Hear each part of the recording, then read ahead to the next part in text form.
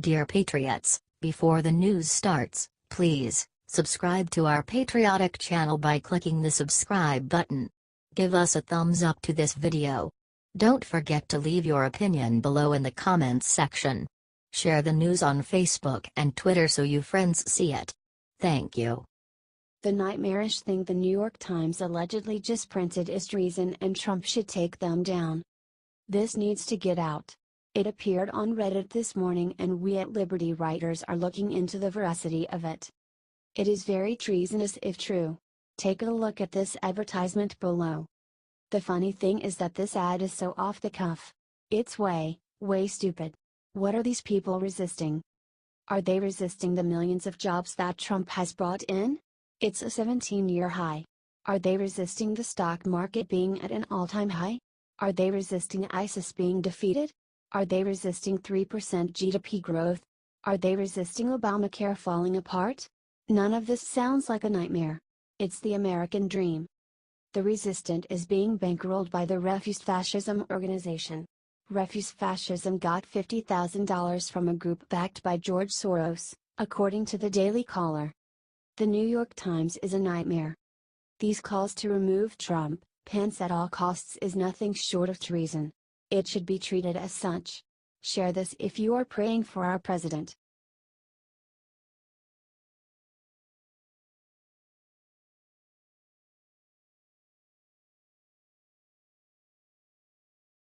Trump's tax cut was just announced and what's in it will save Americans thousands.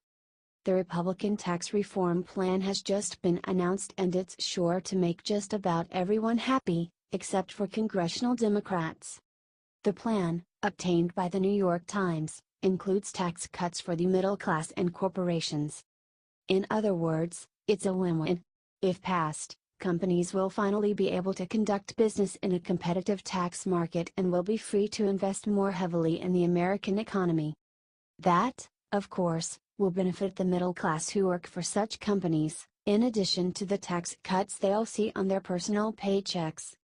According to the legislation, those making less than $24,000 annually would pay no income tax. Married couples making less than $90,000 would be in a 12% tax bracket, and those making up to $260,000 would pay 25%. There are minimal changes for those making $1 million or more, though.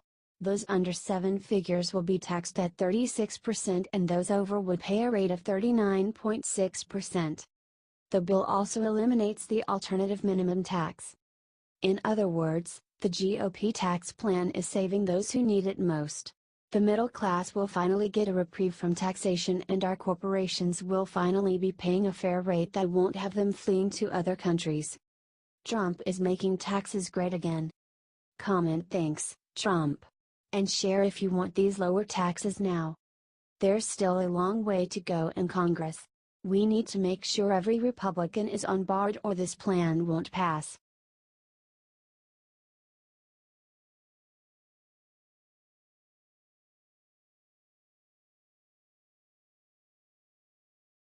Chuck Schumer hangs head in shame as terror victim's father comes forward with heartbreaking plea. Chuck Schumer, shame on you. Your disastrous diversity policy has come back to haunt this great, and may I add already the most diverse place on the planet, nation. It is liberalism run amok and Trump is the antidote, the solution America needed and elected.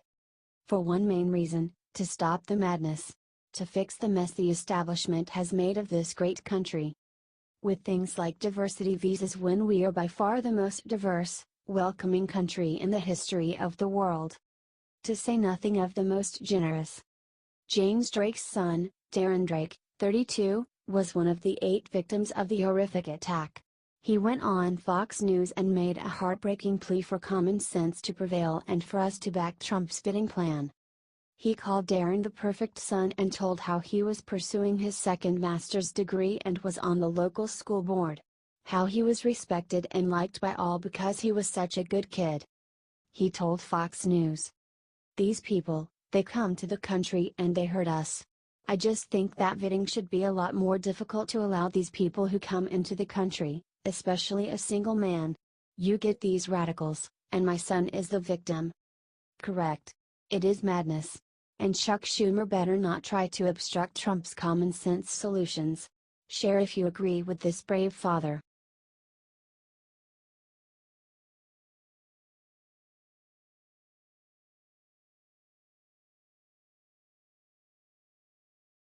Dana Loesch comes forward, silences whiny Michelle Obama with one brutal fact. This needed to be said. Thanks Dana. The liberals have been running the asylum for too long and it is time common sense made a comeback. We have let the liberal politically correct police run rampant around our society and now people are afraid to speak. And not just conservatives. Liberal icons like Bill Maher have been banned from liberal colleges. It is a classic case of if it ain't broke don't fix it. Why are we trying to fix free speech? It is a question for the Obamas as they led the onslaught among other things they broke trying to fix. Michelle opened her big mouth yesterday in Chicago to kick off the Obama Foundation. She ripped President Trump and it backfired in humiliating fashion. And inexplicably she went after men. Michelle said we are making men feel a little entitled and a little, self-righteous sometimes. Now, her kids are girls so she must be talking about Barack, right? Dana Loesch's jaw dropped when she heard that so she came out to set the record straight. Speaking to Fox News Loesch said, "This conversation got me. I feel as though we live in a society that has a sword drawn on men. I feel we live in a society where men are the enemy. Look back at the UVA rape story that Rolling Stone did. We live in a society where women, I feel, are quite demanding. Women are in the streets marching for abortion on demand and taxpayer-funded birth control, so this really struck me as odd. Let's raise men to be gentlemen, women to be ladies, and let's encourage respect for both sexes. I don't think that serves any purpose to cut men down that way. I know she has daughters, but as a mother of sons, I disagree. Share if you agree."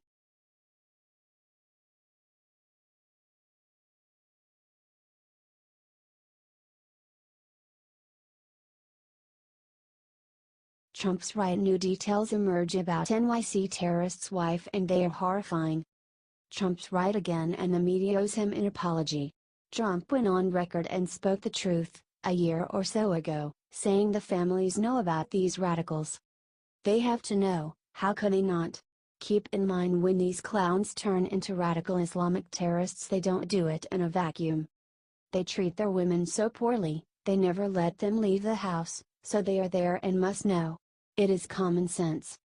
And as more horrifying details emerge about the family, Trump is looking smarter by the minute. The Los Angeles Times just released a shocking expose of the terrorist and his wife after going and talking to neighbors. Many neighbors spoke of how they were uncomfortable because Saipov's wife wore a niqab, a Muslim garment that covers everything except the eyes. There are other Muslims in the community but most wear scarves around their hair, not the full beekeeper suit.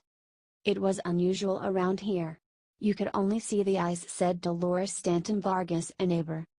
Saipov and his wife, Notsimiodilova, were considered odd. The wife hardly went out. They were very mysterious, said Altana Dimitrovska, before adding that the wife would watch the world go by and the kids play through the curtains. The girls didn't have friends. There were no parties. Other neighbors said there were two friends who visited often. Men with long beards and their wives in full niqab. And we really hope the FBI is hunting them down right now because something smells rotten here. Another neighbor said the murderer rented multiple trucks and just had them sitting idle. The wife and family and those friends knew what was up. They had to. America takes in all people and we only ask one thing: assimilate into our culture and share our values. If not, we don't want you here. Share if you agree.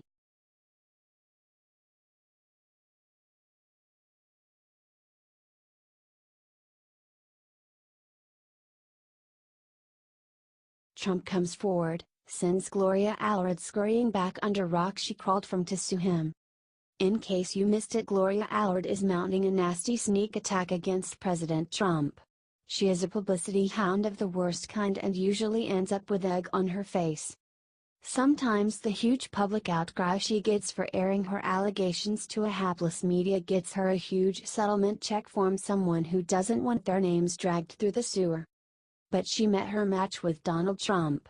He does not suffer foolish lawsuits lightly and always fights back. Gloria is actively suing the sitting President of the United States of America on behalf of a former Apprentice contestant who crawled out from under some rock where her career went to die to accuse Trump of sexual assaulting her in a hotel room. Trump hit back and called her a liar. So Gloria is suing for defamation. Can you believe that? What happened to free speech? The right to defend oneself from publicity-seeking harpies like Gloria Allred? According to the New York Post, those are the same issues Trump's lawyer is making in a motion to dismiss this case and send Allred scurrying back under her rock. Trump's lawyers are arguing that Summers Yurvos inserted herself into a political debate with her false accusations at the height of a presidential campaign. And moreover, Trump's lawyer Mark Kasowitz correctly points out that this was a politically motivated attack and that Trump was exercising his right to defend himself when he called her what she is, the worst kind of liar. Share if you agree.